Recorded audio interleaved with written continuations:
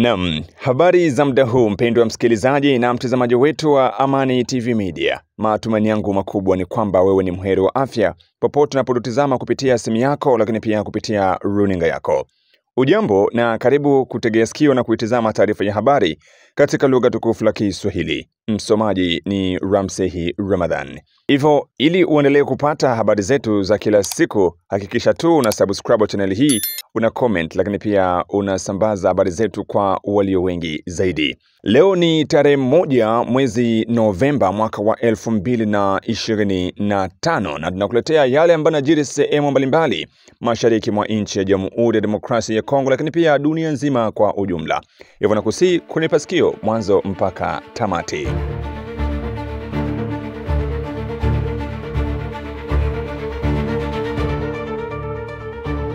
Na bila shaka natumai kwamba utakuwa salama usalimini, na sasa tufungue kurasa wetu wa habari na habari kutoka huko jimboni Kivu ya Kusini, huko kwenye shamba la vita maeneo ya Minembwe, ambako baadhi ya wazalendo kutoka kwenye kundi mbalimbali wamejiunga na kikundi cha wahasi wa Ngomino Twirwaneho mwishoni mwa mwezi Oktoba huko Minembwe.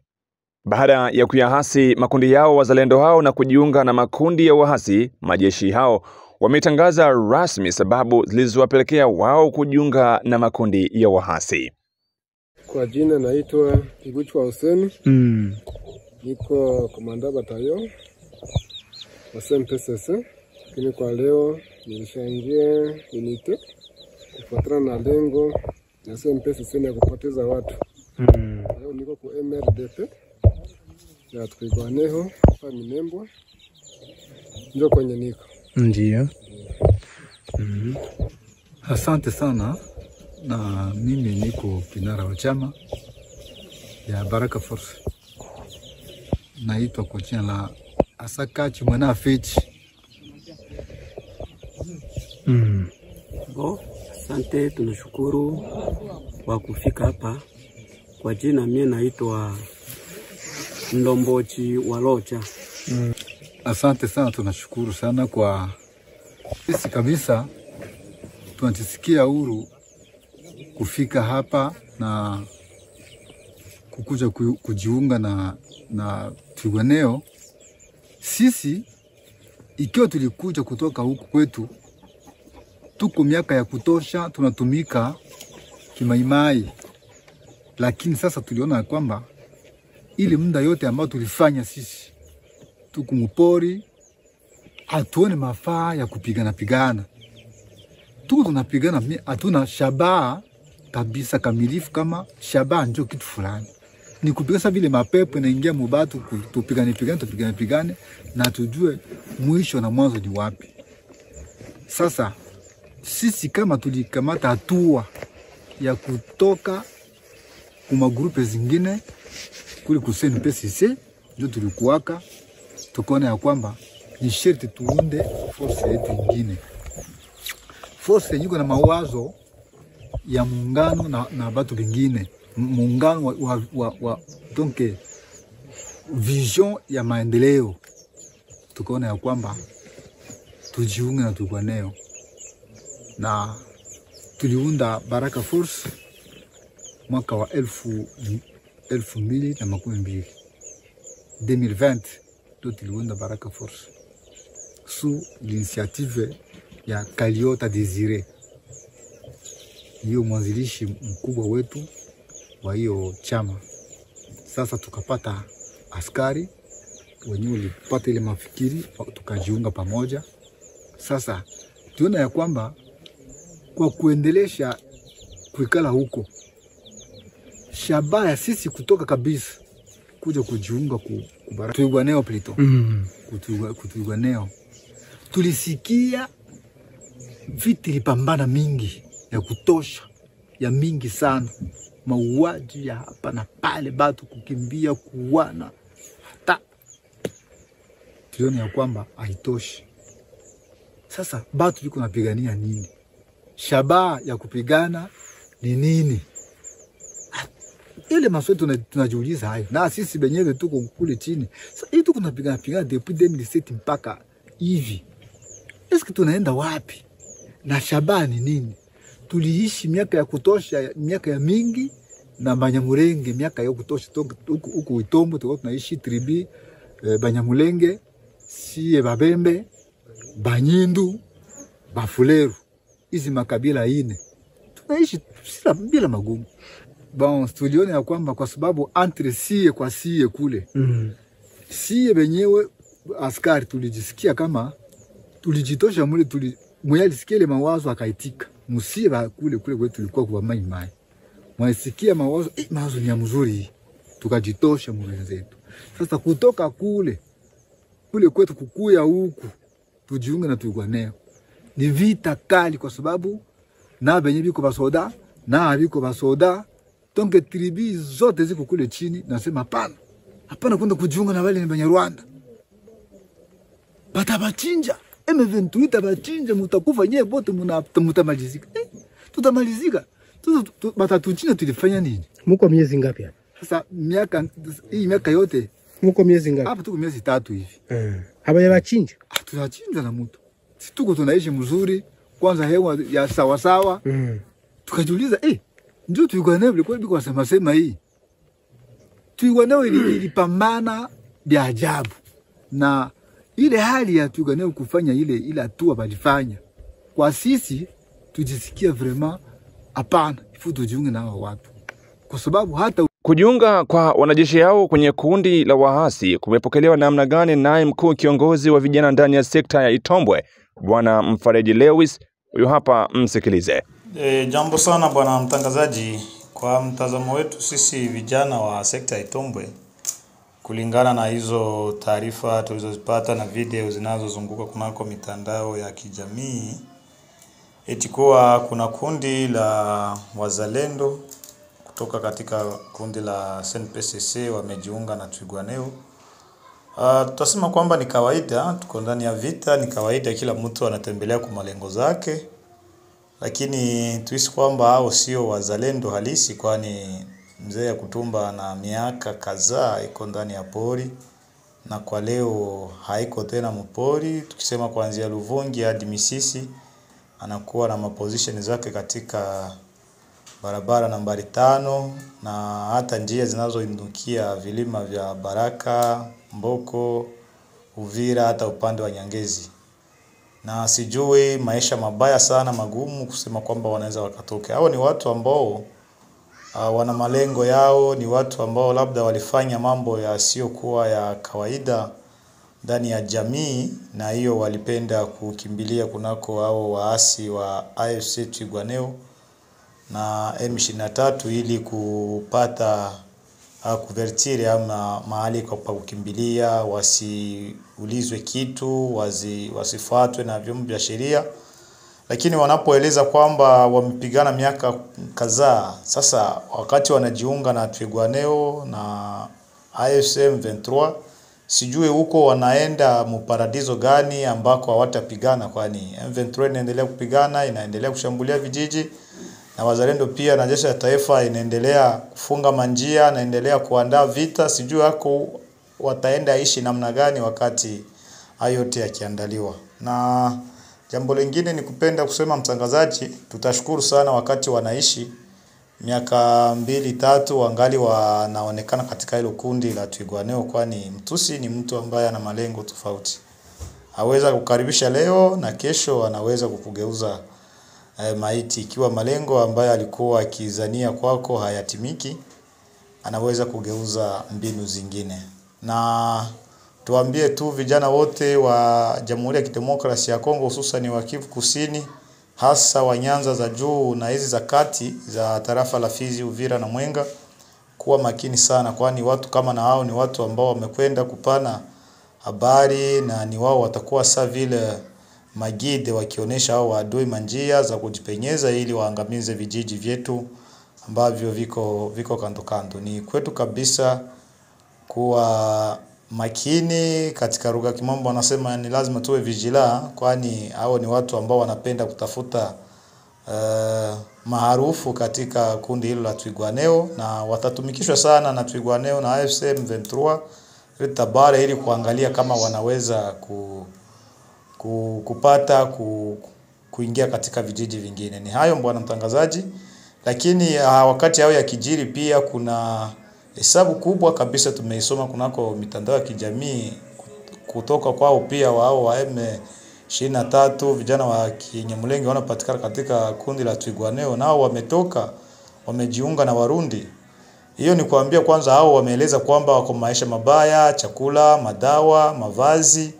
Sasa hiyo yote inawezekana kwani tuko katika kipindi cha vita. Asante sana, ni Mfariji Lewis, mkuu kiongozi wa vijana ndani ya sekta ya Itombwe. Tunawashukuru. Tukumbushe kuwa wazalendo hao wamejiunga na vikosi hivi vya wahasi wa Ngomino Twigwaneo kipindi hichi ambacho wahasi hao wanaendelea kudhibiti maeneo ya Mikenge lakini pia maeneo ya Minembwe.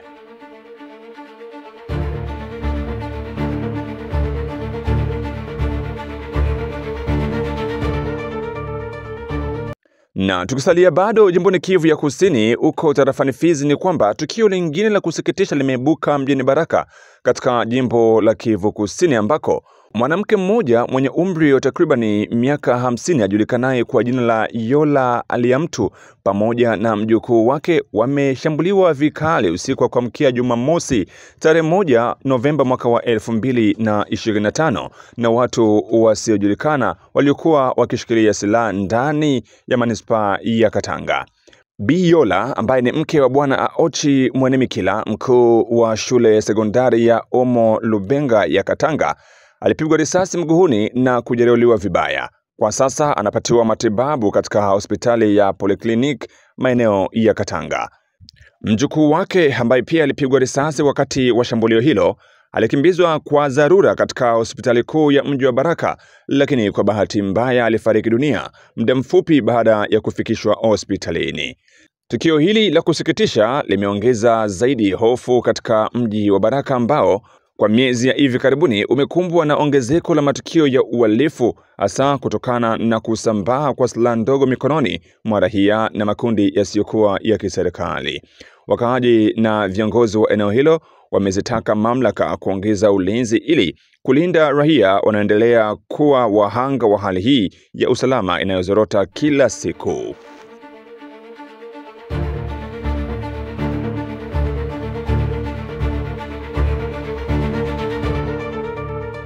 Goma. Wazalendo wa nchi ya Jamhuri ya Demokrasia ya Kongo wamesimama kwa sauti moja na kusema kuwa uwanja wa ndege wa Goma hauwezi kufunguliwa chini ya uamuzi wa kigeni. Tangazo la Rais wa Ufaransa Emmanuel Macron la kutaka kufunguliwa tena kwa uwanja wa ndege wa kimataifa wa Goma kwa safari za kibinadamu na kutoa msaada wa euro bilioni 1.5 kwa ukanda wa maziwa makuu limezua maswali mengi kwa wananchi wa Jamhuri ya Demokrasia ya Kongo. Wazalendo wanasema kuwa ni kweli msaada wa kibinadamu ni muhimu, lakini tujiulize, je, kuna amani ya kweli wakati adui bado anagawanya nchi yetu?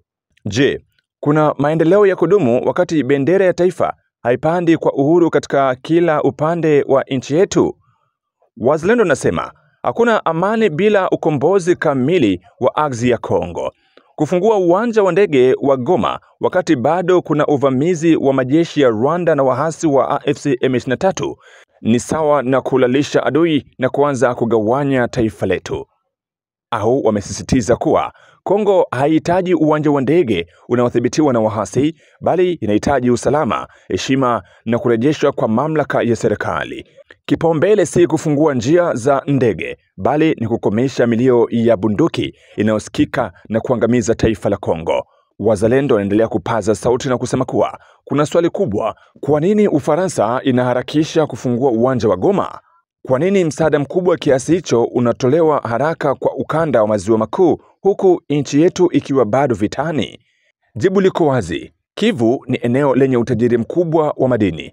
Kwa kisingizio cha kibinadamu, baadhi ya mataifa makubwa yanataka kulinda maslahi yao ya kiuchumi kwa kupenya taratibu ndani ya nchi yetu. Lakini wazalendo wa Kongo wanasema hatutaki misaada yenye masharti, tunataka heshima kwa uhuru wa nchi yetu. Na hiyo ndiyo maana tunasema uwanja wa ndege wa Goma hauwezi kufunguliwa, lakini tu baada ya kuondoka kwa majeshi ya Rwanda na wahasi wa AFC M23 kikamilifu na kwa uthibitisho wa kimataifa. Hilo ndilo sharti kuu. Hiyo si siasa, ni swala la uhuru wa taifa na usalama wa wananchi wetu. Wazalendo wanatoa wito kwa Umoja wa Mataifa na watoto wa nchi ya Jamhuri ya Demokrasia ya Kongo kwa kusema, kwa vijana wa mashariki, magharibi, kaskazini na kusini, simameni imara kwa ajili ya kuweza kulinda nchi yenu. Kwa viongozi wa serikali, msikubali shinikizo lolote la kidiplomasia bila dhamira ya usalama na uhuru wa nchi.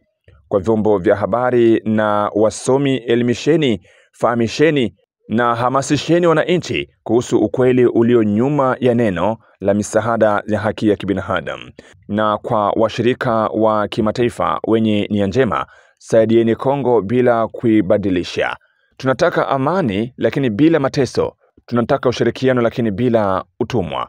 Ujumbe huo wa wazalendo umekuja baada tu ya rais wa Ufaransa Emmanuel Macron kuweza kutangaza zarani ya kwamba anahitaji uwanja wa ndege wa Goma ufunguliwe kwa ajili ya kurahisisha kutoa misaada za haki za kibinadamu kwa wahanga ambao wanakumbwa na matatizo ya kivita nchini Jamhuri ya Demokrasia ya Kongo na sehemu zingine. Lakini jambo la kushangaza ni kwamba rais wa Rwanda Paul Kagame pia ameweka mkono na kukataa kufunguliwa kwa uwanja huu wa ndege, kitu ambacho kinaibua maswali. Je, kufunguliwa kwa uwanja wa ndege wa DRC uko Goma kuna muhusu nini rais wa Rwanda Paul Kagame ambaye amesema kwamba hataki uwanja huo kufunguliwa? Je, Rwanda imeanza kuongoza Goma pia? Ni maswali ambayo unaweza kutuandikia pia kwenye comment hapo. Unahisi nini ambacho kinaendelea kuhusiana na mchakato nzima wa kuweza kufungua uwanja wa ndege wa Goma ambao upo chini ya udhibiti wa waasi wa AFC M23? Uwanja wa ndege ulifungwa mwezi wa kwanza, mwishoni mwa mwezi wa kwanza, ambako uliweza kufungwa kutokana na machafuko ya kivita iliyoingia sehemu hiyo kati ya waasi wa AFC M23 na jeshi la taifa FARDC. Na hivyo baada ya waasi kudhibiti eneo hilo, uwanja wa ndege moja kwa moja ulifungwa, na mpaka sasa ndo wapo kwenye harakati za kufikiria namna za kufungua. Unahisi ni kipi ambacho kinaundwa hapo katikati? Mpendwa msikilizaji, basi tuandikie hapo kwenye komenti.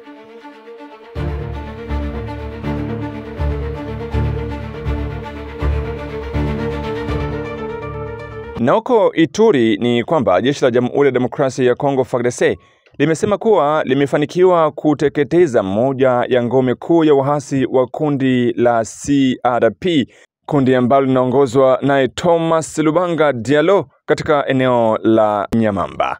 Kwa mujibu wa taarifa ya jeshi hilo iliyotolewa Alhamisi tarehe 30 Oktoba, ushindi huo ulipatikana kupitia operesheni iliyoungwa mkono na mashambulizi ya anga katika eneo la pwani ya Ziwa Albert, ambako wapiganaji wa CRP walikuwa wakijipanga upya ili kushambulia vituo vya kibiashara vya Chomia na Kasenyi.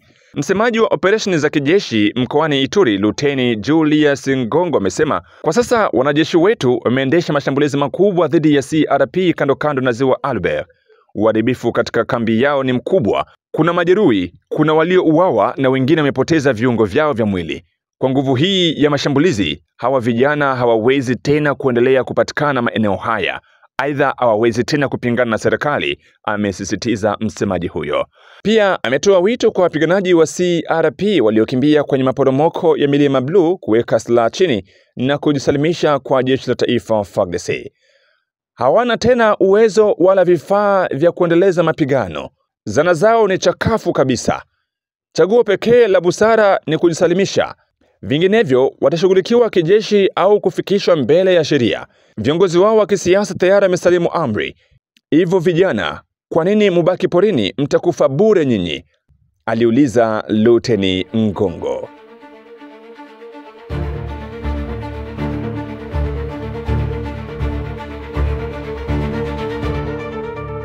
Sasa tuelekeze huko Tanzania, ambako licha ya maandamano yaliyochukua siku 3 mfululizo, Tume huru ya uchaguzi nchini Tanzania imetangaza Rais Samia Suluhu Hassan kuwa mshindi wa uchaguzi wa urais kwa 98% ya kura katika uchaguzi uliokumbwa na maandamano makubwa yaliyojaa vurugu kote nchini humo. Matokeo hayo yamempa nafasi Rais Samia Suluhu aliyechukua madaraka kwa mara ya kwanza mwaka wa 2021 baada ya kifo cha John Pombe Magufuli. Rais Samia Suluhu Hassan amefanikiwa kupata muhula wa pili wa miaka 5 kuongoza nchi hiyo ya Afrika Mashariki iliyo na idadi ya watu milioni 68. Lakini taarifa kutoka upande wa upinzani zinaeleza kuwa maandamano yalizuka saa kadhaa wakati wa Tanzania walipokuwa wanaendelea na zoezi la kupiga kura Oktoba 29 kumchagua rais pamoja na wabunge pamoja na madiwani. Waandamanaji walilalamika barabarani kupinga uchaguzi huo ambao haukuwashirikisha vyama vikuu viwili vikiwemo chama cha Chadema na ACT Wazalendo. Baadhi yao walichoma moto vituo vya polisi, vituo vya mafuta, huku wakionekana barabarani wakisema kwa sauti kwamba hawataki chama cha CCM. Hapo jana tarehe 30 Oktoba mwaka wa 2025, chama kikuu cha upinzani Chadema kilidai kuwa watu takriban 700 wameuawa katika ghasia za baada ya uchaguzi zilizokumba nchi hiyo kwa siku 3 mfululizo. Lakini upande wa waziri wa mambo ya nje wa Tanzania amesema kuwa nguvu yoyote haikutumika dhidi ya waandamanaji na amekanusha vikali taarifa hizo ambazo zinasemea kwamba watu 700 ndio wamepoteza maisha.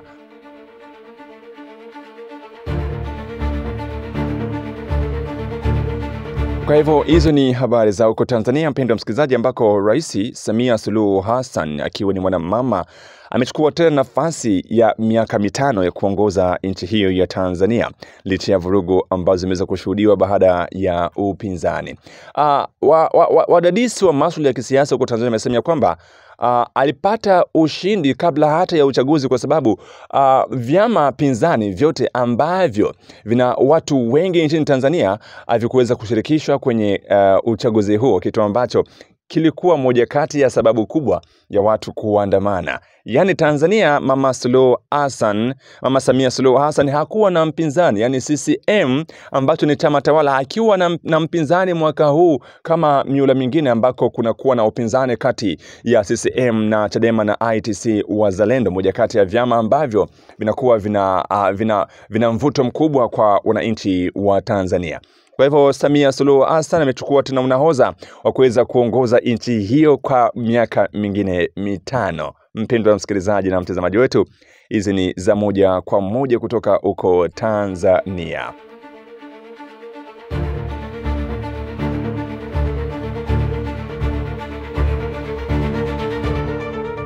Hii ambayo endelea kuisikiliza ni idhaa ya Kiswahili ya Amani TV Media, na kutangazia moja kwa moja kutokea mashariki mwa nchi ya Jamhuri ya Demokrasia ya Kongo, ambako matangazo yanayapata vema kupitia mitandao ya kijamii kama vile Facebook na YouTube. Ukiandika Amani TV Media, hapo utakuwa unajiunga nasi. Lakini pia uko Shabunda unatunasa vema kupitia Radio Mutula FM ambayo inakutangazia vema kutoka pande za uko Mwenga, lakini pia pande za Shabunda. Na hapa ndipo tunaweka nukta katika habari zetu za siku ya leo, mpendwa msikilizaji, ikiwa ni tarehe 1 mwezi Novemba mwaka wa 2025. Na kusihi kusubscribe channel hii, kucomment, lakini pia kusambaza habari zetu kwa walio wengi zaidi. Tukutane tena katika habari zetu za hapo baadaye. Bye bye.